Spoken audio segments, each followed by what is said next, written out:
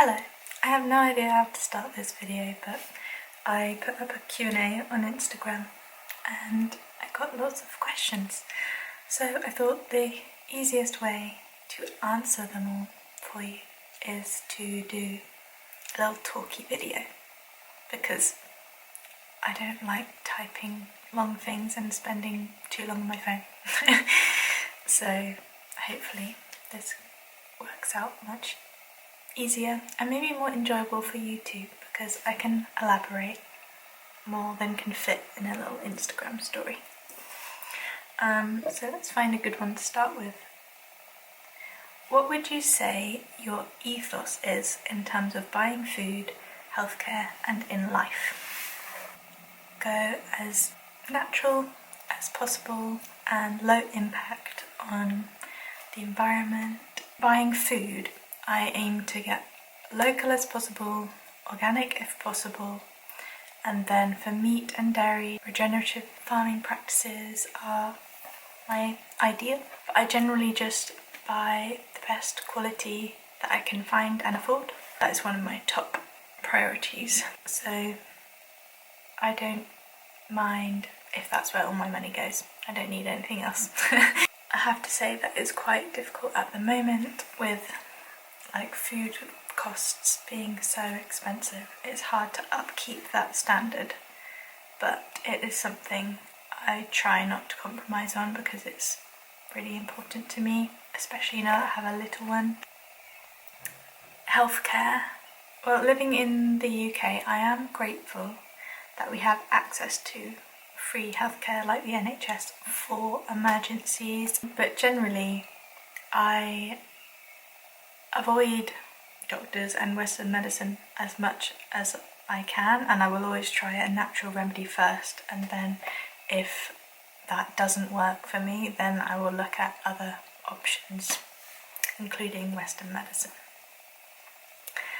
And in life, my ethos in life, I like to go at my own pace. I don't want that to be set by society or outside pressures. I want to be true to myself. Why am I here?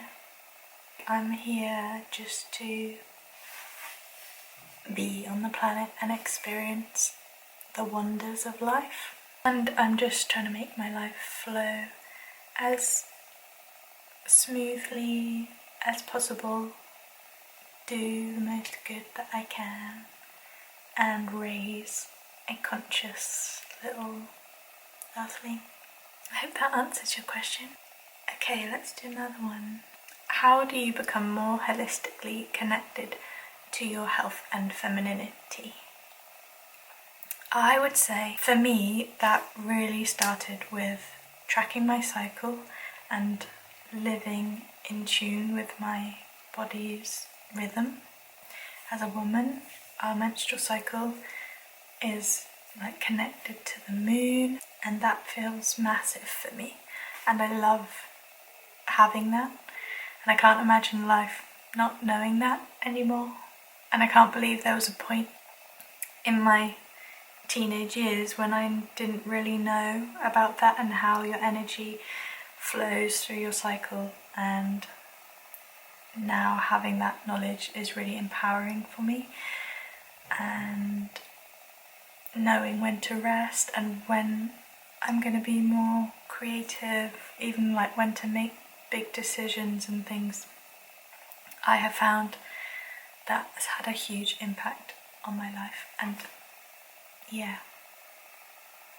I highly recommend living in tune with your cycle and tapping into that. I feel like I really get a lot from doing that, and it really helps me tune into my body, and I think that is our power as a woman, having your cycle guide you through different moments of life. And I definitely find that my cycle reflects my health, and it is almost like getting feedback for how your month has been. I hear little footsteps. I'm doing this while the baby naps. Okay, back. can't remember where we were. This one just woke up from his nap and I will try and carry on. I don't know how it's going to go, but let's just try. I can't remember which one we were on. Let's start with an easy one. When do you go to bed? And do you have an evening routine? I have been going to bed quite late because you go to bed quite late, don't you? He kind of waits till it's getting dark before he gets tired.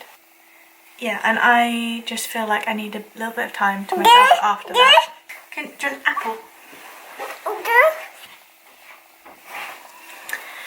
Yeah, he's been going to bed about 9 and I need at least an hour afterwards to wind down, so usually about 10:30 I end up going to bed.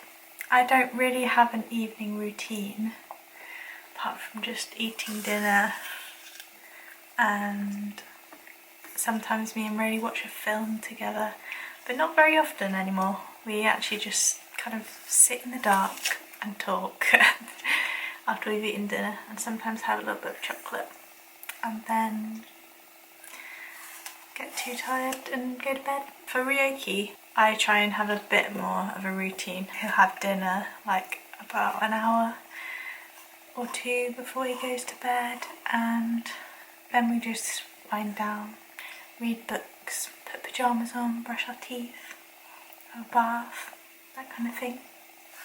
I don't do it like religiously every single night or have set times for anything because I'm not that kind of person. Potty training tips. We have been potty training for the last month, haven't we? And he's about to be 19 months, I think. And we started when he was 18 months. We've been doing EC, going to the potty, on and off since we were 3 months old, haven't we? And now you don't wear nappies anymore. The apple is slightly for entertainment purposes while I try and keep filming. But he is just chewing it up and spitting it out into my lap, which is nice. Yeah, and I think we pretty much could have done it as soon as he started walking, but in my head it was a way bigger deal.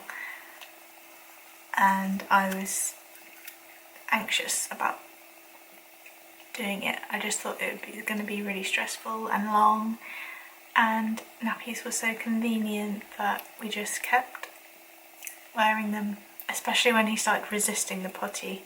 But then when the resistance came, it made me want to do it more, because I was just like, oh no, I just want to get this over and done with. I don't want it to be a big deal. So, and it wasn't. I listened to the Go Diaper Free potty training audiobook because she has an EC one, like a wrapping up EC one as well, but that apparently works better if your baby is under 18 months. So I just listened to the potty one and following her little guidelines, and it really worked for us. Thank you. And it only took a few days before he got the hang of it, and yeah, we haven't worn nappies since. And we just did night time. We've done 3 nights all been dry because he just that I was actually then, after we started doing daytime, we kept wearing nappies at night time because in her audiobook she says that if you are breastfeeding at night it can be more difficult because they're taking on liquid and they need to pee more in the night time. So I was thinking, oh no, I'm going to have to like night wean him before I can stop wearing nappies at night time, but that wasn't really a thing for us either. I just told him, you're not going to wear a nappy tonight, and if you need a wee you can just tell me, because he's been telling me in the daytime. So I think he just understood. And he hasn't actually been for a wee in the night, he just waits till the morning, which is really convenient for me. It's going really well, and I highly recommend giving it a go. If your baby can walk, then they're probably ready. One thing that I found really helped was for him not to be naked and to be wearing clothes, and that made him more aware of not just to pee on the floor, because he was going to be wet if he did that. And he's figured that out pretty quickly. So we got some tiny undies from Dilling, which is a really good company that has organic cotton little baby pants in tiny sizes.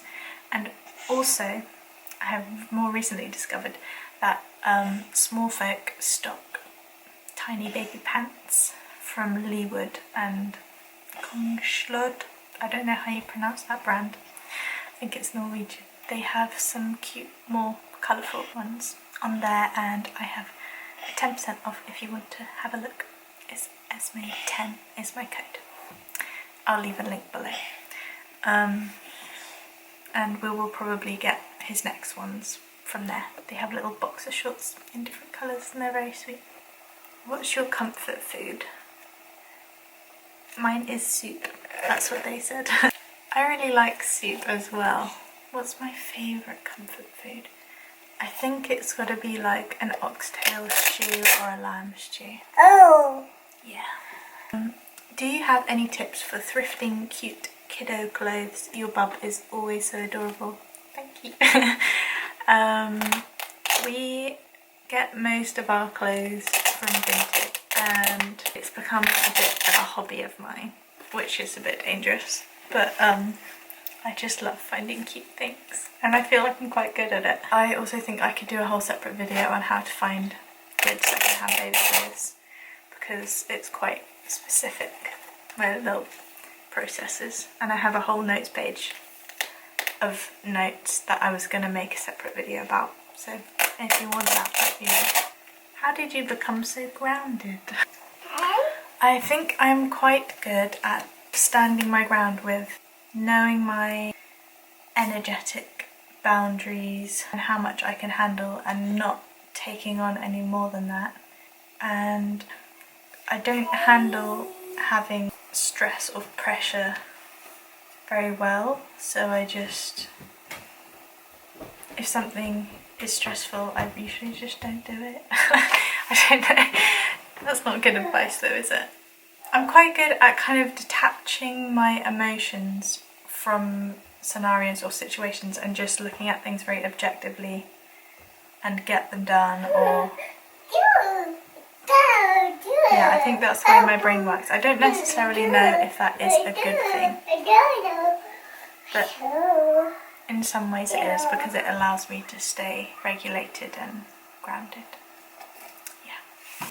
What do I think about baby vaccines? Well, my baby hasn't had any, so this can be a very controversial topic, so make your own decisions and do your own research. But personally, I think that babies are born, like a newborn baby is a very pure little being, and there are now a lot of injections that they are given. How to make friends in your 20s. I wish I had a true sisterhood, but it's hard.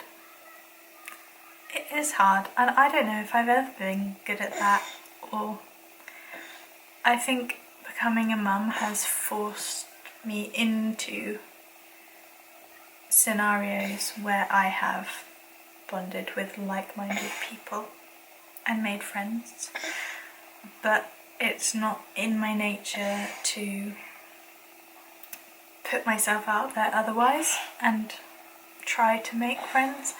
I would say I have like a small number of close people, and sometimes I wish I had more friends, or maybe I wish that I saw my friends more, because I think motherhood can be quite isolating, and I don't know if I have like really good friends, but I wouldn't say I have like a sisterhood, because I don't have a group that like are together. I just see like individual friends in separate times most of the time, which is nice, and I feel like I connect with people deeper in that way. But yeah, I feel like I haven't had sisterhood since like my teenage years, that kind of friendship where you're in like a group.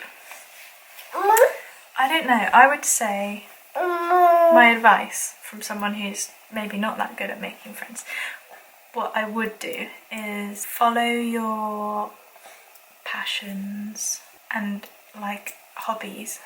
Go to places that like you want to go for you and do things you want to do for yourself, and then you'll meet other people doing that instead of like forcing yourself into more of an unnatural scenario. And then you might meet people that don't really align as much. And I mean, having a baby helps if you're up for that. Will you be creating a Substack? I said I would. And I think I have actually made an account, but I haven't published anything yet. My intention was to use that for more like recipes and things, but I just haven't got around to it yet, but hopefully I will. And if you have any ideas that you would like me to, any topics you'd like me to expand on more than I have on Instagram, then let me know and maybe I'll write one about that for you. Best and most challenging things about motherhood. The best things are just creating a little person who's so cool. And you get to hang out with them all day. And that's probably also the most challenging thing, is like it being a 24 hours a day thing that you don't get a break from. I think this is my favourite stage yet, because he's just starting to talk and say words. Can you say words? Can you say hello? Yeah. Yeah. Oh, you're eating it? Well, I guess it is edible, but it's for your cheeks. For your skin.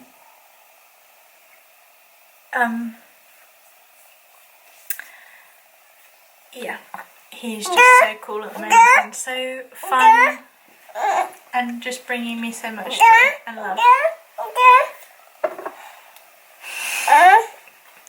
When I was pregnant, I was like deeply wishing for the kind of baby that smiles and laughs and giggles and makes everything fun, and that's exactly who he is. And also the kind that eats the tallow cream out of the tub. And that one? Okay. Best thing about not being vegan anymore. Eating meat and dairy, because it is absolutely delicious. I recently went pescatarian and vegan. Good for you. I'm sure you will feel the benefits. I was vegan for about 6 years and it just didn't do me any favours. It just didn't do any favours for my personal physiology. At times it felt good, and at the start it felt amazing because I was going from eating a conventional diet, processed foods and like all sorts, to fully organic and vegan, and was just very conscious about what I was eating.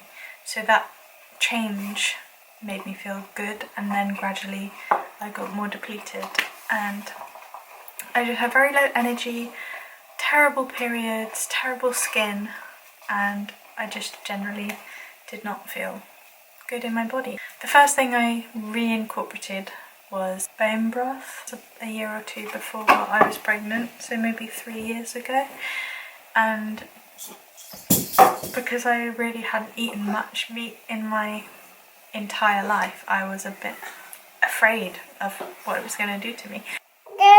But I immediately felt the benefits of it. I have way more energy, my cycles have been better. I got pregnant in the year that I stopped being vegan, or like a year later. I wasn't trying before that, but I think that is a sign that I was like more fertile, and therefore that's a sign that you're healthier.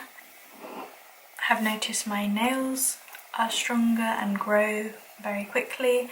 My hair grows really fast. Like, I've always had long hair, but it feels extra good. Generally, meals are more enjoyable and feel more balanced because I'm getting more protein and more minerals, and so I just feel like I'm thriving. I love it. I don't eat loads of meat, but like if I don't have meat, I'll probably have eggs and dairy, and probably meat a few times a week, and I feel like that small amount has made a huge difference to my health and in helping me not become deficient and depleted while breastfeeding and through pregnancy. I cannot imagine going through pregnancy and postpartum as a vegan and breastfeeding. I think that would be really challenging. Do you have any career goals or any intentions for your life over the next few years? I'm a bit stuck on that one. I'm very happy enjoying motherhood at the moment, but I also don't have any income.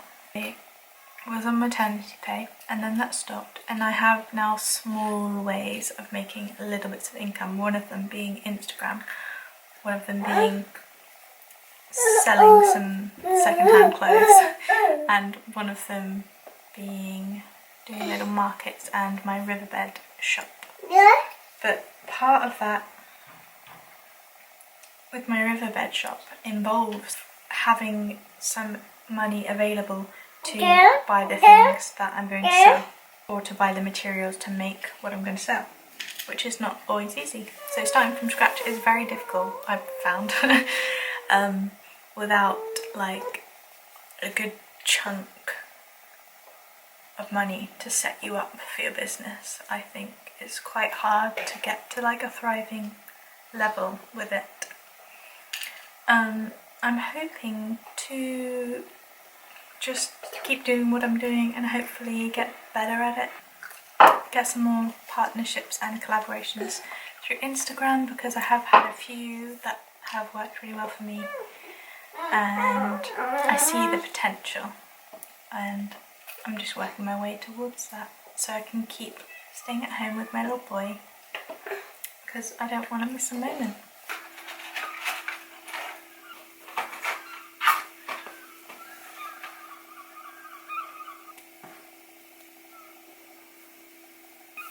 I'm back about 6 hours later. It felt a little bit hectic for me with the little one around trying to answer the questions. So we just stopped and played in the garden, then went for a walk, and we did bedtime, and now I have a little moment to carry on. So let's go back to where we were. I can't actually remember which one I answered last, but I'll just start answering more that I know I haven't done. What's your favourite fiction book? What's my favourite fiction book? I'm gonna be honest, I don't read very much. I've gone through phases.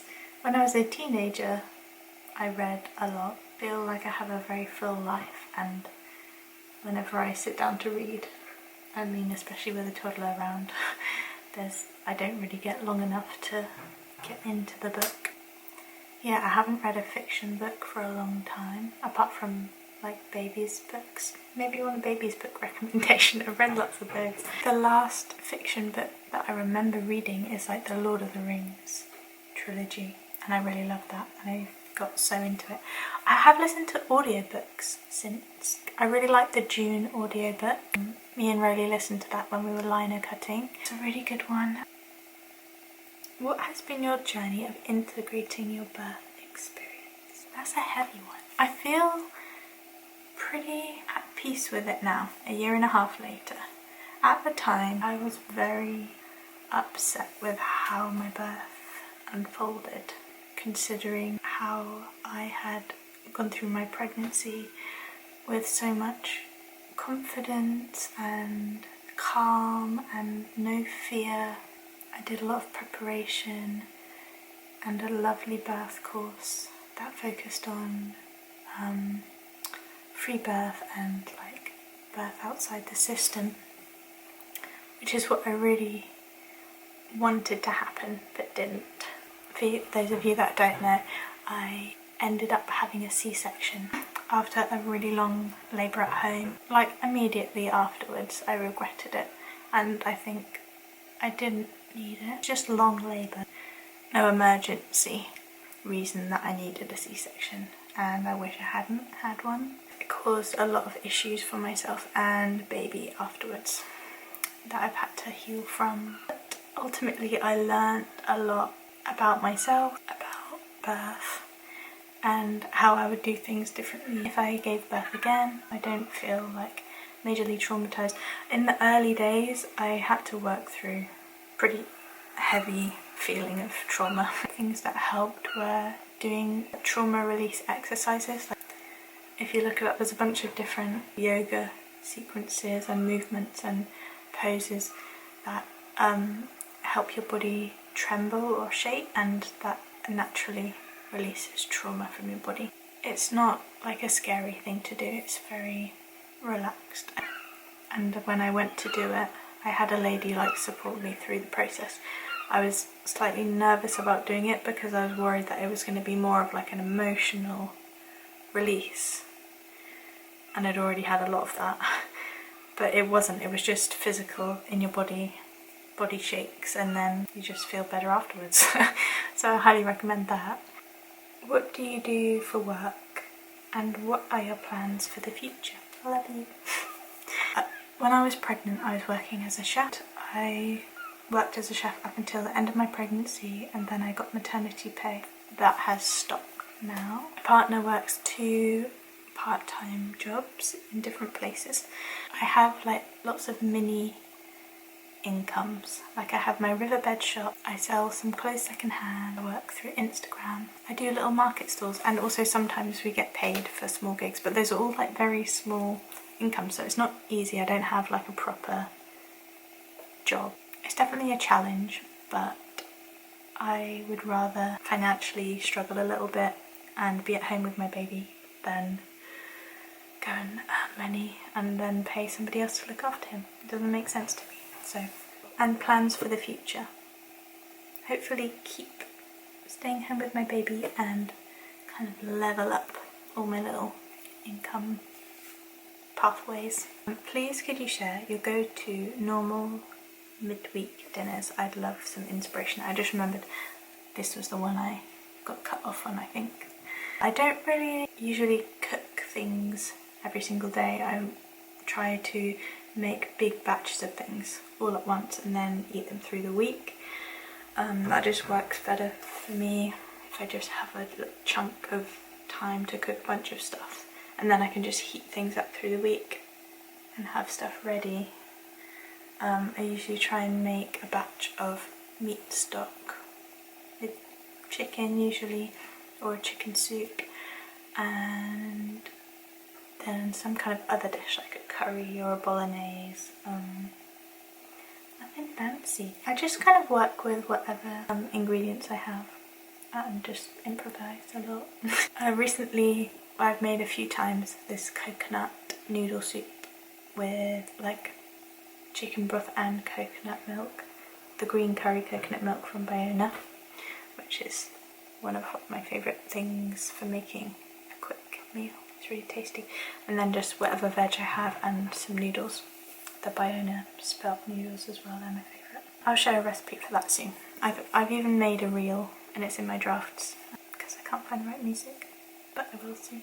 What do you need more of these days? Do you know what? I feel like I need more dinner parties. Like I love having friends over and cooking, and or like sitting in the garden, and I feel like I haven't done that at all this year, maybe a few times, but I would love to do that once a week. It just fills me up and makes me feel so happy, and I love cooking for other people. Just spending an evening with friends, I find it so nourishing and fun. What else do I need more of?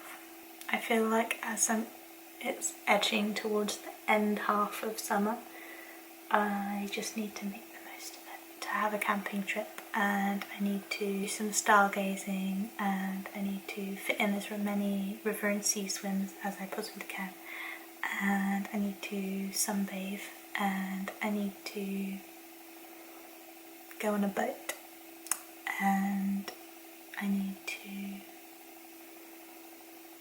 eat strawberries while they're still in season. Yeah, need more strawberries. How is being a toddler mama? This little moment is my favourite part so far, and I'm just so happy all day because he's like starting to learn words, and like so many words, and it's just fills me up with cuteness. Hearing him talk and seeing what he's noticing, and he's also so loving and cuddly. Like when he cuddles me, he gives me little pats on the back, and sometimes if I pick him up when he's asleep to like carry him upstairs, if he wakes up a bit, he'll like start patting me on the back as we go upstairs, and it's so cute. And he does little kisses, like, and just seeing how he is with other people as well, I love that. And I feel like when I was pregnant, I put a lot of my thoughts and energy into wishing, or maybe just knowing, that this baby was gonna bring so much joy and laughter and fun into my life. And I'm just really glad he's here. I'm making the most of this really cute time. I love being a mom. What does your daily self-care practice look like now you're a mama?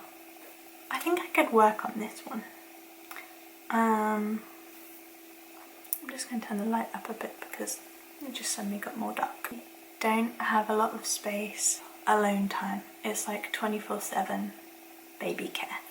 I see my dad and my stepmom like a couple of times in the week, and that's really nourishing for me because I can just kind of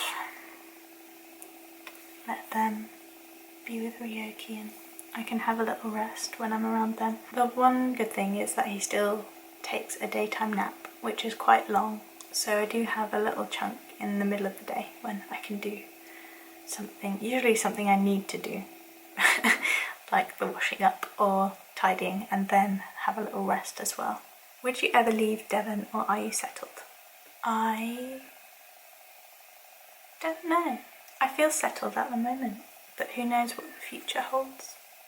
I love it here. It's really beautiful. We have the moors and the sea really close, and we live in a beautiful village with a wonderful community. My dream scenario would be to own a house that I can make into a beautiful home.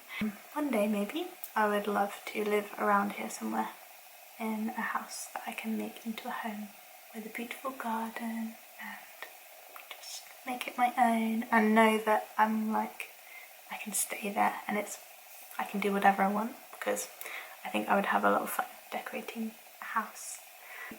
Your best frugal tips, if you wouldn't mind. I think that means like money saving.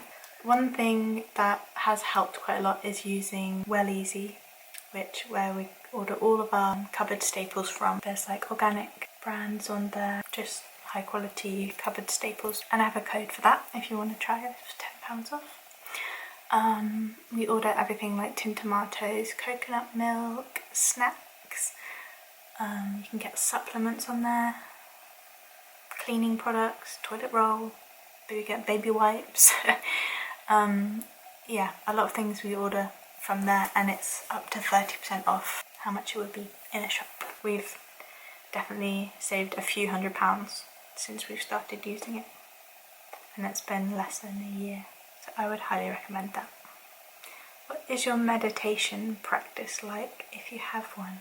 I don't have a meditation practice, but I do things that feel meditative, like drawing. And when I'm in nature, I just like to sit and have a little relaxing moment, and that's my meditation for me, I think. Or even when I'm just going for a walk and I try to notice little things that are beautiful. I try to always remember to take a deep breath if I've been still for a while, move my body. yeah, I don't really have a set meditation practice. How do you take after your hair product wise? It's so beautiful. Thank you.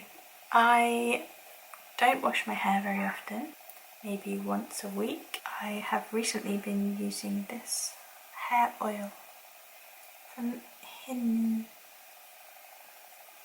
It's lovely. It smells amazing.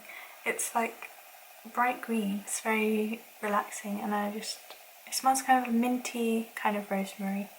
And I like to put it into my scalp and rub it into my hair like an hour before I wash it. Sometimes put a little bit on the ends. I use like a natural shampoo and conditioner I can't remember the name of.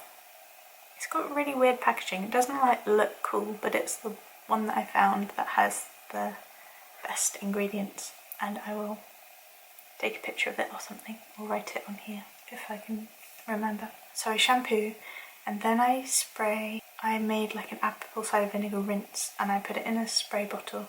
It's mixed half and half with aloe vera juice, and the apple cider vinegar was infused with a bunch of herbs, and I've made a video about that on my Instagram but quite a while ago. And I spray that into my scalp and I kind of massage that in, and that just helps with any scalp build up, and it also makes my hair really shiny.